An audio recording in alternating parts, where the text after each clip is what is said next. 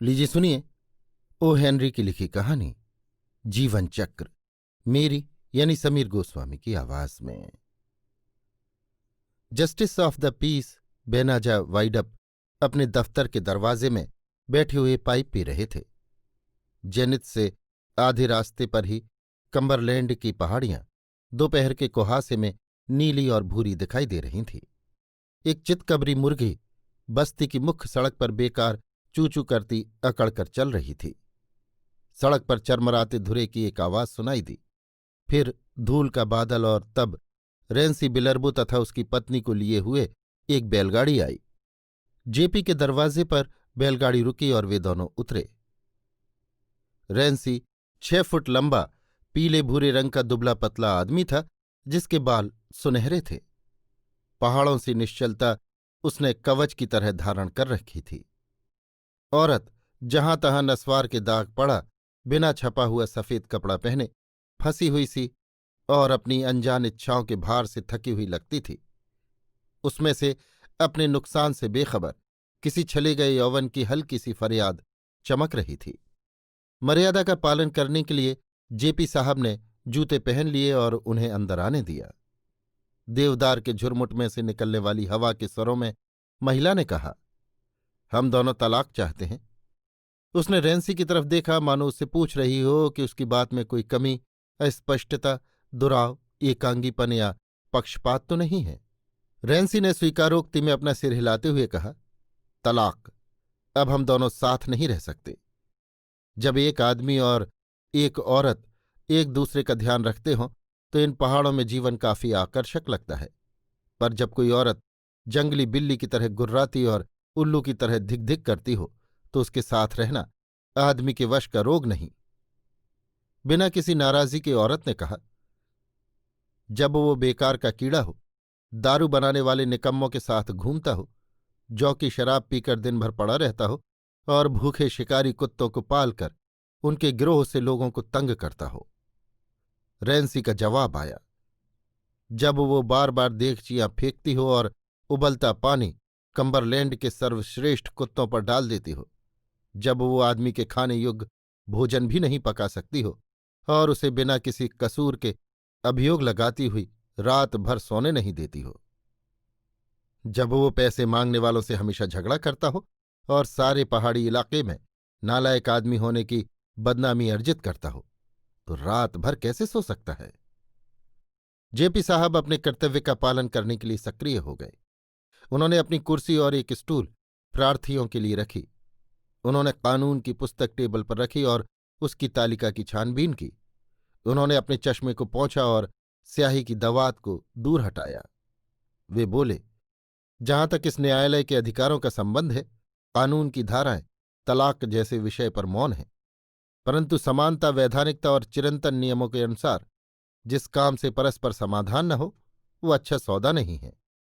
अगर एक justice of the piece दो प्राणियों को विवाह बंधन में बांध सकता है तो वो उन्हें तलाक दिलवाने का भी हक रखता है। ये न्यायालय तलाक का आदेश देगा और सर्वोच्च न्यायालय द्वारा इसे मंजूर करने के निर्णय का पालन करेगा। रेंसी बिलर्बो ने अपने पेंट की जेब में से एक तंबाकू की थैली निकाली। उसमें से $5 का नोट निकालकर उसने टेबल पर रख दिया। उसने कहा, इसके लिए मैंने लोमड़ी के फर और मृगछाला बेची है, यही हमारी सारी पूंजी है। न्यायाधीश ने कहा, इस न्यायालय में तलाक की सामान्य फीस $5 है। उन्होंने अनासक्ति का ढोंग करते हुए वो नोट हाथ से बुने हुए कपड़े से अपने कोट की जेब में ठूंस लिया।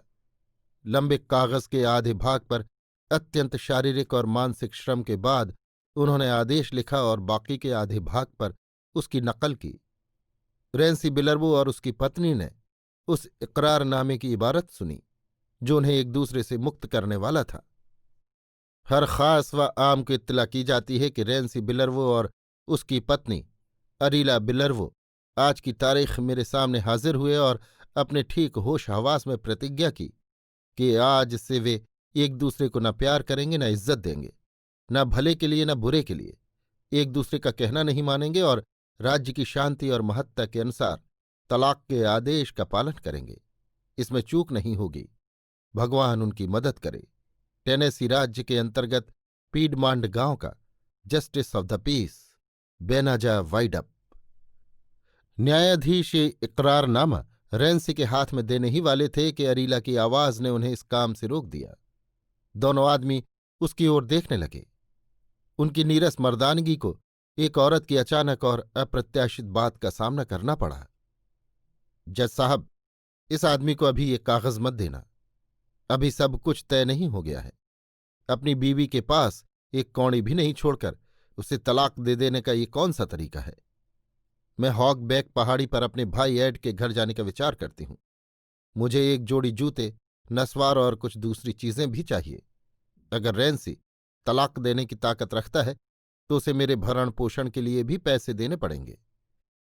रेंसी बिलर्बो हक्का बक्का रह गया। भरण पोषण की रकम के बारे में पहले कभी चर्चा भी नहीं हुई थी। औरतें हमेशा अप्रत्याशित और घबरा देने वाले मसले खड़े कर देती हैं। न्यायाधीश बेनाजा वाइडअप को लगा कि ये प्रश्न कानून द्वारा ध्यान देने योग्य है। अधिकार के नियम भी भरण पोषण की रकम पर चुप हैं। लेकिन औरत के पैर नंगे थे और हॉगबैक पहाड़ी की पगडंडी ढलाऊ और पथरीली थी।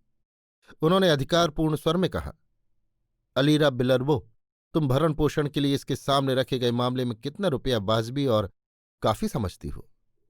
उसने जवाब दिया, मेरे जूतों और दूसरी चीजों के लिए $5 तो चाहिए ही। भरण पोषण के लिए ये कोई बड़ी रकम नहीं है, पर इससे मैं अपने भाई एड के घर पहुंच जाऊंगी। न्यायाधीश ने कहा, रकम तो अनुचित नहीं है। रेंसी बिलर्बो, तलाक स्वीकार करने के पहले प्रार्थी को $5 देने के लिए तुम्हें न्यायालय आदेश देता है। भारी सांस लेते हुए रेंसी बोला, मेरे पास अब पैसे नहीं हैं। जो कुछ थे वे मैंने दे दिए। अपने चश्मे के ऊपर से कठोर दृष्टि डालते हुए न्यायाधीश बोले, वरना तुम पर न्यायालय की मानहानि का अभियोग लगाया जाएगा। पति ने समझाते हुए कहा, अगर आप मुझे कल तक का समय दे सकें तो मैं किसी तरह मांग कर या छीन कर इतना पैसा ला दूंगा। मुझे ये रकम देने का पता तक नहीं था। बेनाजा वाइडअप ने कहा, कल तक के लिए मामला मुलतवी। कल फिर तुम दोनों आकर न्यायालय का आदेश स्वीकार करोगे। इसके बाद तलाक का फैसला दिया जाएगा। न्यायाधीश दरवाजे में आकर फिर बैठ गए और अपने जूतों के बंध ढीले करने लगे। रेंसी ने तय किया, हमें जिया चाचा के यहां चलकर रात बितानी चाहिए। गाड़ी के एक ओर से वो चढ़ा और दूसरी ओर से अरीला। अपनी लगाम के खिंचाव का कहना मानकर वो लाल बैल पगडंडी पर आ गया और गाड़ी के पहियों की चरमराहट के बीच धीरे धीरे सरकने लगा। जस्टिस ऑफ द पीस बेनाजा वाइडअप अपना चुरुट पीने लगे। दोपहर बीत जाने पर उनका साप्ताहिक पत्र आ गया और वे उसे संध्या तक, जबकि अक्षर धुंधले दिखाई पड़ने लगे, पढ़ते रहे। तब उन्होंने चर्बी की बनी हुई मोमबत्ती जलाकर टेबल पर रख दी और चांद उगने तक पढ़ते रहे, जिससे भोजन करने का समय हो जाए। चिनार के वृक्षों की कतार के पास वाली ढलाऊ जमीन में वे 1-2 कमरों वाले लकड़ी के मकान में रहते थे। खाना खाने के लिए घर जाते समय वे लॉरेल की झाड़ियों के पास से गुजरे। लॉरेल से एक आदमी की काली मूर्ति निकली और उनके सीने पर बंदूक तान कर खड़ी हो गई। उसके माथे का टोप नीचे खिंचा हुआ था और उसका बाकी का चेहरा किसी चीज से ढका था। उस मूर्ति ने कहा, चुपचाप अपने पैसे मेरे हवाले करो। मैं घबरा रहा हूं और मेरी उंगली बंदूक के घोड़े पर घूम रही है। अपने कोट की जेब से नोट निकालते हुए न्यायाधीश साहब ने कहा, मेरे पास तो सिर्फ $5 ही हैं। हुक्म हुआ, इसको समेटकर बंदूक की नली में खोंस दो। नोट नया और करारा था। वे उंगलियां भी, जो बेडौल थीं और कांप रही थीं, उसे मोड़ने में और बंदूक की नाली में डालने में अधिक कठिनाई नहीं महसूस कर रही थीं। डाकू ने कहा, अब सीधे घर चले जाओ। न्यायाधीश भी रास्ते में कहीं नहीं रुके। दूसरे दिन वही लाल बैल न्यायालय के दरवाजे के सामने गाड़ी खींच लाया। इस बार वाइडअप साहब जूते पहने हुए थे, क्योंकि वे उनके आने की राह देख रहे थे। उनकी उपस्थिति में रेंसी बिलर्बो ने $5 का नोट अपनी पत्नी के हाथ में रख दिया। न्यायाधीश की नजरों ने गौर से उसे देखा। वो वैसा ही समेटा हुआ लगता था जैसे किसी ने बंदूक की नली में खोंसने के लिए मोड़ा हो। ये माना कि दूसरे नोट भी उसी तरह मोड़े जा सकते हैं। उन्होंने दोनों को तलाक के आज्ञापत्र सौंप दिए। दोनों कुछ देर तक अपनी स्वतंत्रता के परवानों को मोड़ते हुए अजीब खामोशी में खड़े रहे। महिला ने विवश होकर लजाते हुए रेंसी की ओर देखा। वो बोली, मेरे ख्याल से तुम इस बैलगाड़ी द्वारा वापस घर जा रहे हो। तावदान पर डिब्बे में रोटी रखी है। मैंने भुना हुआ मांस तपेली में ढक रखा है, जिससे कुत्ते उसे न पा सके। रात में घड़ी को चाबी देना मत भूलना। रेंसी ने लापरवाही दिखाते हुए कहा, तुम तो अपने भाई एड के यहां जा रही हो ना? मेरा अंदाज है कि रात होने से पहले ही मैं वहां पहुंच जाऊंगी। मैं नहीं समझती कि वहां मेरा स्वागत करके वे खुश होंगे, पर मेरे लिए जाने की दूसरी जगह ही कहाँ है। रास्ता बड़ा खराब है और अब मुझे चल देना ही चाहिए। रेंसी, अगर तुम मुझे विदा देने की परवाह करो तो मैं भी तुम्हें अलविदा कह दूं। रेंसी ने किसी शहीद के स्वरों में कहा, मैंने तो अभी तक ऐसा एक भी नरपशु नहीं देखा जो जाने वाले को अलविदा न कहे। लेकिन अगर तुम बिना सुने ही जाने के लिए आतुर हो तो मैं नहीं जानता। अरीला चुप रही। उसने अपने $5 का नोट और तलाक का अनुमति पत्र मोड़कर अपने ब्लाउज में खोंस लिया। वाइड अपने चश्मे के पीछे गीली आंखों से उस धन को जाते हुए देखा और तभी अपने अगले शब्दों से ही अपनी विचारधारा के अनुसार उन्होंने सहानुभूति प्रकट करने वाले संसार के अनेक व्यक्तियों की बड़ी भीड़ में या महान उद्योगपतियों की छोटी भीड़ में स्थान प्राप्त कर लिया। अरीला बोली, रेंसी, आज रात को पुराने कमरे में तुम्हें अकेलापन तो महसूस होगा। रेंसी बिलर्बो धूप के कारण साफ नीले कम्बरलैंड की ओर देखता रहा। उसने अरीला की ओर नहीं देखा। उसने कहा, मैं मानता हूं वहां बड़ा सूना सूना सा होगा, पर जब लोग पागल हो जाएं और तलाक लेना चाहें तो उन्हें कौन रोक सकता है? लकड़ी की स्टूल को सुनाती हुई अरीला बोली, जब कोई किसी को अपने घर में रहने देना ही नहीं चाहे तो तलाक ही मांगना पड़े। किसने रहने से मना किया? तो किसी ने रहने के लिए भी नहीं कहा। मेरे विचार से अब एड के घर जाने के लिए रवाना हो जाना चाहिए। उस पुरानी घड़ी को कोई चाबी नहीं लगाएगा? क्या तुम्हारी मर्जी है कि मैं गाड़ी में साथ चलकर तुम्हारे लिए उसको चाबी लगाऊं? उस पहाड़ी आदमी की नीरवता उसके उद्वेग को छिपा रही थी, पर उसने अपना बड़ा सा हाथ आगे करके अरीला के पतले गोरे हाथ को पकड़ लिया। महिला की पवित्र आत्मा की आभा उसके सूने चेहरे पर चमक उठी। रेंसी बोला, वे शिकारी कुत्ते अब तुम्हें कभी तंग नहीं करेंगे। मैं महसूस करता हूं कि वो मेरी ज्यादती थी। अरीला, तुम उस घड़ी की चाबी लगा दो। वो फुसफुसाई, रेंसी, उस कमरे में तुम्हारे साथ मेरे हृदय की धड़कन गूंजती है। अब मैं कभी पागलपन नहीं करूंगी। अब हमें चलना चाहिए रेंसी, ताकि सूरज डूबने तक घर पहुंच जाएं। न्यायाधीश की उपस्थिति से बेखबर ज्यों ही वे दोनों दरवाजे की ओर बढ़े कि बेनाजा वाइडअप ने उन्हें बीच ही में रोक दिया। वे बोले, टेनेसी राज्य की सत्ता के नाम पर मैं तुम्हें विधान और न्याय का उल्लंघन करने से रोकता हूं। ये न्यायालय दो प्रेमी हृदयों से गलतफहमी और क्षोभ के बादल हटते हुए देखकर बहुत खुश और राजी है, लेकिन न्यायालय को राज्य की नैतिकता और महत्ता की रक्षा करने का कर्तव्य पालन करना पड़ता है। ये न्यायालय तुम्हें इस बात की याद दिलाता है कि तुम दोनों अब पति और पत्नी नहीं हो, बल्कि नियमानुसार तलाक ले चुके हो। इसलिए तुम दोनों को विवाहित व्यक्तियों की सुविधाएं और फायदे नहीं मिल सकते। अरीला ने रेंसी की बाह पकड़ ली।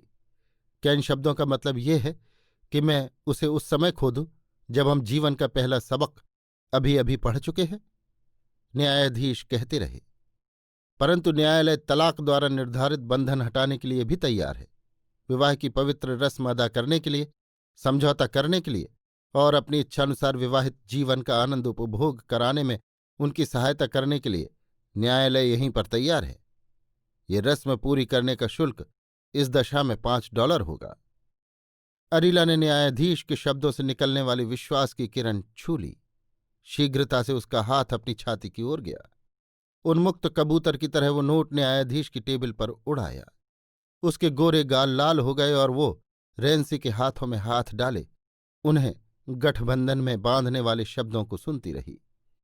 रेंसी उसे बैलगाड़ी तक लाया और उसके साथ साथ गाड़ी में बैठा। वो लाल बैल एक बार और घूमा और वे दोनों एक दूसरे का हाथ थामे पहाड़ों की ओर चल पड़े। जस्टिस ऑफ द पीस बेनाजा वाइडअप फिर दरवाजे में आ बैठे और उन्होंने अपने जूते खोले।